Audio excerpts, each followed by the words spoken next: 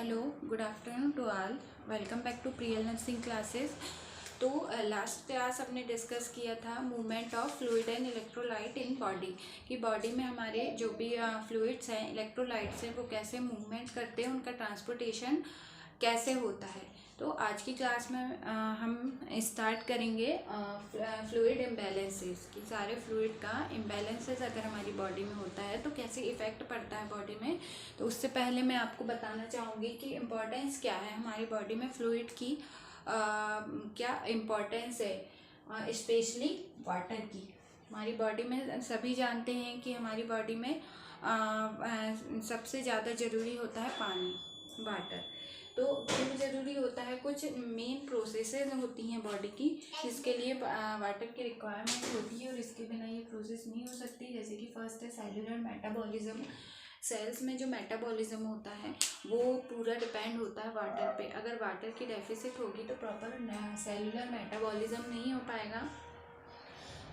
इसके बाद क्या है, ब्लड वॉल्यूम। जो हमारा ब्लड है उसके वॉल्यूम के लिए वाटर की बहुत ज़्यादा ज़रूरत होती है, क्योंकि ब्लड में भी क्या होता है, वाटर होता है। वाटर नहीं होगा तो ब्लड वॉल्यूम भी डेफिसिट होगी। बॉडी टेम्परेचर रेगुलेशन, जो हमारा बॉडी का टेम्परेचर है रेगुलेट होता है, वो भी किसके वजह से होता है, वाटर के लिए। वाटर की ज़रूरत होती है उसमें। सेल्यूलर ट्रांसपोर्ट, जो भी हमारे इलेक्ट्रोलाइट्स हैं like sodium, potassium, magnesium, phosphorus, ये सारे क्या होते हैं, एक जगह से दूसरी जगह ट्रांसपोर्ट होने के लिए इन्हें क्या चाहिए, पानी चाहिए। पानी के साथ ही ये एक जगह से दूसरी जगह ट्रांसपोर्ट हो पाएंगे। तो ये चार प्रोसेस होती हैं मेनली, जो किस पे डिपेंड होती हैं, वाटर पे या फ्लूइड पे। एक बात और, हम बिना पानी के जैसे बिना खाने के हम रह सकते हैं कुछ सप्ताह तक, ठीक है, लेकिन बिना पानी के हम कुछ दिन ही तक रह सकते हैं, है ना। ज़्यादा दिन हम बिना पानी के सरवाइव नहीं कर सकते। एक घड़ी हम बिना खाए रह सकते हैं, बट पानी हमें ज़रूरी होता है। वो इसलिए भी क्योंकि हमारी बॉडी की रिक्वायरमेंट होती है। पानी नहीं होगा, वाटर नहीं जाएगा तो सारी बॉडी के जो सिस्टम है वो इम्बैलेंस हो जाएंगे। इसलिए मोस्ट इम्पॉर्टेंट क्या होता है हमारी बॉडी के लिए, वाटर होता है, जो कि इसी की मदद से अदर जो इलेक्ट्रोलाइट्स हैं वो एक जगह से दूसरी जगह ट्रांसपोर्ट करते हैं, उनका मूवमेंट पॉसिबल होता है। ये हो गई बात इम्पोर्टेंस की। अब अपन स्टार्ट करते हैं फ्लूइड इम्बैलेंसेस, मीन्स वाटर का इम्बैलेंस होना बॉडी में। या तो वाटर क्या होगा, बहुत बढ़ जाएगा या बहुत घट जाएगा, ये दोनों चीज़ें हम देखेंगे। तो सबसे पहले हम देखते हैं कि वाटर जब हमारी बॉडी में डिक्रीज होता है या डेफिसिट होता है, ठीक है, तो उसको कहते हैं डिहाइड्रेशन। डिहाइड्रेशन को हम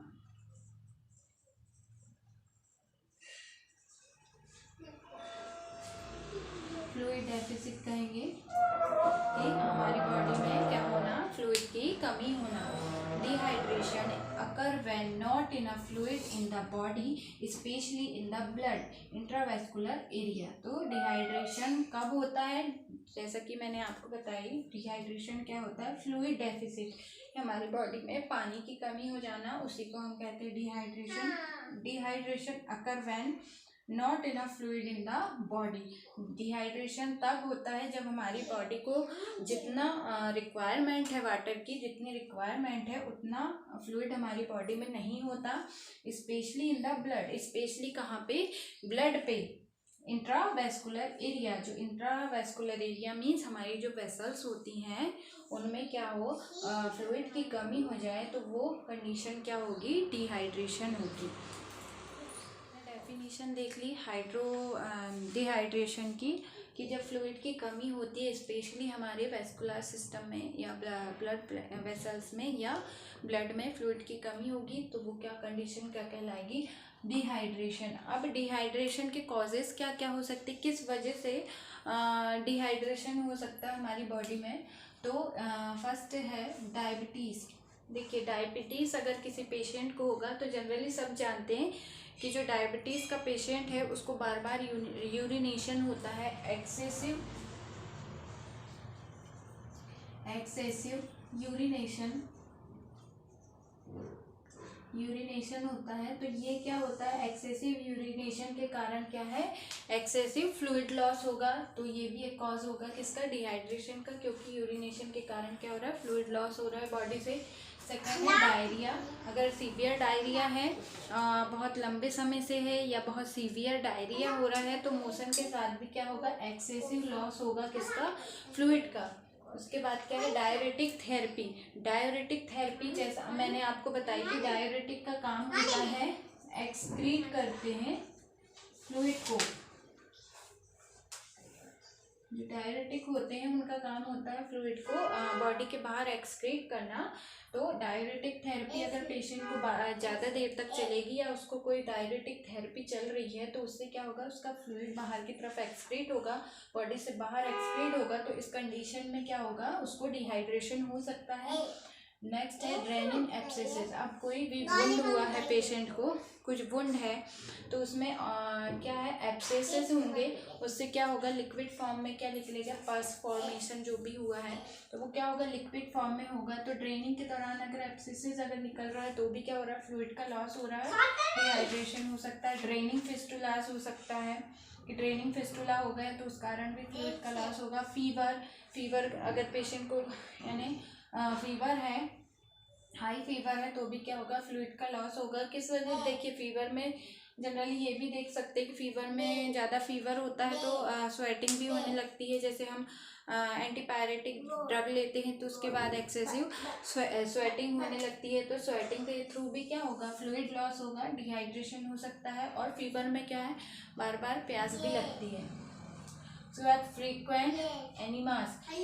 फ्रीक्वेंट एनिमास यानी पेशेंट को अभी अभी क्या दिया हो, एनिमास लगाए होंगे। एनिमा अगर उसको दिया गया होगा तो उसको क्या होगा, मोशन स्टार्ट हो जाएंगे और उसके कारण भी क्या हो सकता है, डिहाइड्रेशन होगा, फ्लूइड लॉस होगा, तो डिहाइड्रेशन होगा।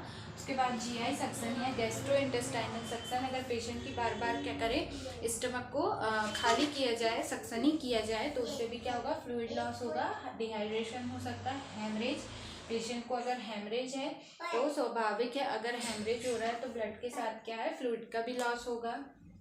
Long term NBM means nothing by mouth. अगर पेशेंट बहुत लंबे टाइम से क्या है, नथिंग बाई माउथ, जब सर्जरी प्लान होती है पेशेंट की तो हम उसे एनबीएम रहने की एडवाइस करते हैं। अगर काफ़ी लंबे टाइम तक अगर वो कुछ खाए पिए रहेगा तो उसकी बॉडी में प्रॉपर लिक्विड नहीं पहुंचेगा, प्रॉपर फ्लूइड नहीं पहुंचेगा, तो भी क्या हो सकता है, पेशेंट डिहाइड्रेटेड हो सकता है। उसके बाद स्वेटिंग में भी स्वेटिंग हो रही है, एक्सेसिव स्वेटिंग हो रही है, डायपोरोसिस बोलते हैं स्वेटिंग को, एक्सेसिव स्वेटिंग को, तो उसमें भी पेशेंट डिहाइड्रेटेड हो सकता है।